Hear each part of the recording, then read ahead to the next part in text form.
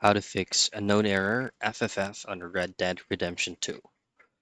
Now, I'm going to be providing you the most generic and the most basic parts of the troubleshooting steps for you to bypass this kind of error message.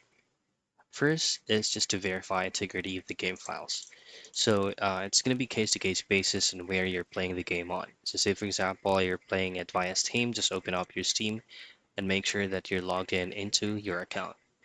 From here, head straight into the library, locate the Red Dead Redemption 2 game, and click on the three dots. Go to Installed Files and choose on Verify Integrity of Game Files. And once it is done, close everything and relaunch the game. If that specific troubleshooting step didn't work for you, all you have to do is to proceed on the next. Locate the specific main file of the Red Dead Redemption 2 folder by going to your file manager, local disk C, and then usually it is placed into program files. Then open up your Rockstar games. Just simply hit on R on your keyboard, and then choose on Red Dead Redemption 2 folder.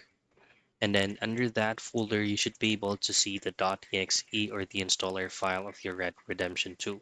Say for example, this is going to be right here. Choose on Properties and go to Compatibility, and then choose on Disable Full Screen Optimization, and then choose on Run this program as an administrator. Hit on Apply and hit on OK. And once this specific troubleshooting step works for you, go back into this setting and disable Full Screen Optimization, untick this, and then hit on Apply again.